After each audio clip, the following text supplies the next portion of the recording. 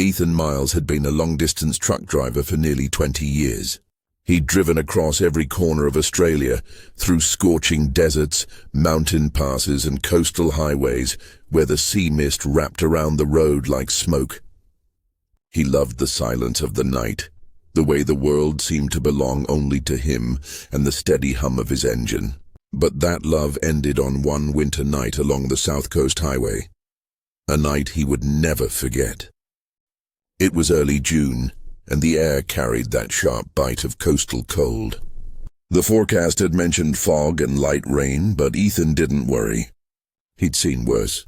His truck was loaded with construction materials bound for Melbourne, and his assistant Liam, a young man in his 20s, sat beside him sipping coffee from a paper cup. They had to reach by morning, and the night felt perfect for a smooth, quiet run. Or so they thought. The first few hours were uneventful. The highway stretched endlessly through tall eucalyptus trees that stood like silent giants. Every now and then, a kangaroo darted across the road, vanishing into the darkness. The truck's headlights cut through the fog in narrow cones, and the only sounds were the rumble of the engine and the faint hiss of the tires on wet asphalt. But after midnight, something about the road began to feel wrong. The fog grew thicker, and the air felt unnaturally heavy, like the world had stopped breathing. Liam checked the GPS and frowned. Ethan, the map's gone all weird. It's showing we're off route." Ethan glanced at the screen. The signal had dropped completely. "It'll come back," he muttered, trying to sound calm. But as they drove on, the road seemed to narrow. A broken wooden sign lay half-buried near the shoulder, its letters almost rubbed away by time. Ethan slowed down and squinted. He could barely make out the words, "Old Coast Road, do not enter at night." Liam laughed nervously. "That's comforting." Ethan forced a chuckle. "Probably just an old maintenance road." He eased the truck forward.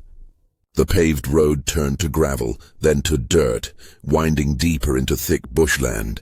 The fog now hung so low that even the truck's high beams barely cut through it. The air smelled strange, like salt water mixed with something metallic and old. Liam wrinkled his nose. "Smells like something's rotting out there." Ethan stayed quiet, gripping the steering wheel tighter. They drove for another 20 minutes before the truck jolted violently and came to a stop. "What the hell?" Ethan muttered, stepping out to check. The front tires had sunk into soft mud. Rain began to drizzle, and the mist curled around his boots like smoke. He tried reversing, but the tires only spun helplessly. "We're bogged," he sighed. Liam climbed down with a flashlight. "Maybe there's a farmhouse nearby. I'll go check for help." Ethan hesitated. "Don't go far, mate. Just look for a light." Liam nodded and disappeared into the fog. 10 minutes passed, then 20. Ethan sat in the driver's seat, staring into the fog that had swallowed Liam whole. He honked once, no reply. He grabbed his own flashlight and stepped out, calling, "Liam! You there, mate?" His voice echoed faintly, swallowed by the mist. Only the faint drip of rain replied.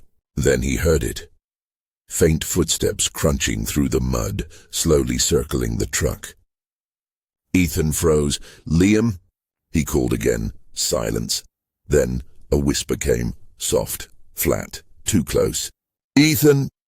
It was Liam's voice. Ethan turned toward the sound, but the fog was so thick that even his light bounced back at him. "Liam, stop screwing around," he said, trying to hide the tremor in his voice. The whisper came again, dragging out his name. "Ethan," as if someone was mimicking it. He stepped back toward the truck, heart hammering. Suddenly, something brushed past his shoulder, cold, like a gust of air that carried the smell of seawater and decay. The flashlight flickered. Ethan pointed the beam straight ahead, and froze. A figure stood just beyond the fog's veil, barefoot, soaked. Its head hung low, hair dripping onto its shoulders. "Liam," Ethan whispered, but the figure didn't move. Then it slowly lifted its head. The face was pale as bone, eyes wide and milky white, lips trembling as it whispered again. "Ethan." The voice wasn't human anymore. It sounded hollow, as if it came from somewhere deep underground. Ethan stumbled backward, tripping over a root. The figure moved closer, gliding instead of walking. Its clothes clung wetly to its body, and streaks of black water dripped down its arms. Ethan dropped his flashlight and scrambled toward the truck. As he slammed the door shut, he heard that voice one last time, now distorted. "Don't leave me here." The headlights flickered as he turned the key. Once, twice, and nothing. The third time, the engine roared to life. Mud sprayed behind as the truck lurched forward. He didn't look back. For nearly half an hour, Ethan drove blindly through the fog. His hands were shaking, knuckles white on the wheel. He kept glancing at the side mirrors, half expecting to see something running beside him. Once he thought he saw a shape keeping pace with the truck, tall, thin, and moving unnaturally fast. But when he blinked, it was gone. Then slowly the fog began to lift, and faint lights appeared ahead. A small roadside cafe, the kind truckers often stopped at for coffee. He pulled over and stumbled out of the cab. The place was old. A single light flickered over the doorway, and two elderly men sat inside, talking over mugs of tea. They looked up as Ethan entered, pale and shivering. "You all right, mate?" one of them asked. Ethan nodded weakly, sinking into a chair. "Got stuck back on some old road," he said. "The fog was so thick I couldn't see a thing." The men exchanged a glance. "You don't mean Old Coast Road, do you?" one of them asked quietly. Ethan frowned. "Yeah, that's what the sign said." The older man sighed, shaking his head. "That road's been closed for years. You shouldn't have gone near it. A few years back, a truck went off the cliff there. The driver survived, but his assistant drowned in the swamp below. They never found his body, just his flashlight still on, floating near the reeds." Ethan's mouth went dry. He stared at the man in disbelief. His assistant? What was his name? The man thought for a moment. Liam Harris.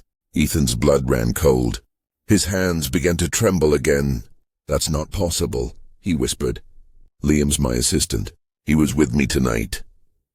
The two men looked at each other in silence. The younger of the two finally said, "Son, I don't know who you saw. But whoever that was, it wasn't the living." The room grew still. The only sound was the rain tapping against the windows. Ethan sat frozen, the memory of that voice, that whisper of his name, echoing in his head. By dawn, the rain had stopped. Ethan climbed back into his truck and took a different route toward the city, never once looking back. He delivered the cargo but resigned from his job soon after. From that night onward, he refused to drive after sunset. When someone once asked him why, he simply said, "Because the dark isn't empty. Out there on those foggy roads, some voices still call your name, even after they're gone." And since that night, every time the fog rolled over the highway, Ethan Miles could swear he heard it again, a whisper carried by the mist, softly saying, "Ethan,